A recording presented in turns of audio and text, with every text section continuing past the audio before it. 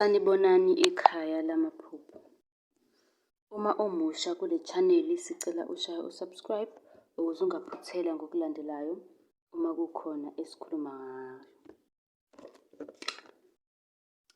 Namhlanje sizokhuluma ngokuphupha uthandaza noma ukuphupha unamandla athile.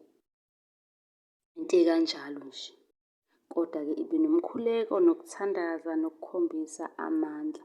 Ngoba ngibonile kuma-comment abantu abaningi banokubuza imibuzo elapho nje. Ngiyacela-ke ukuthi usilandele ku-TikTok, usilandele ku-Facebook. Amagama nje ayafana. Usicele inombolo ka-WhatsApp, ikhona incwadi yamaphupho, ikhona insipho yobulongo, iyasiza kakhulu. Namanye-ke ama-products amaningi thina sesizozwa ngawo ukuthi yiphi oyidingayo. Ukuphupha nje uthandaza, lokho kungasho ukuthi-ke unamandla wena okuthandaza.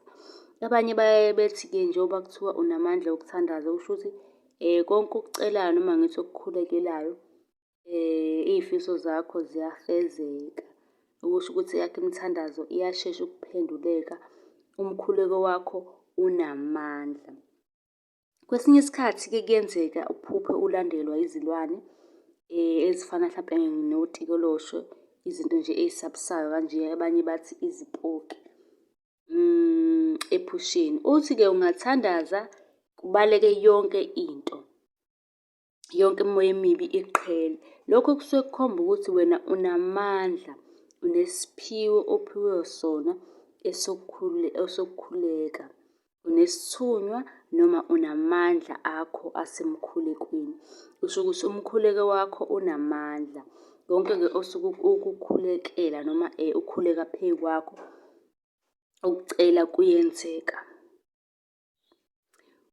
Uma unombuzo usungabuza kwi-comment, sizokwazi ukuthi-ke sikuphendulele wona.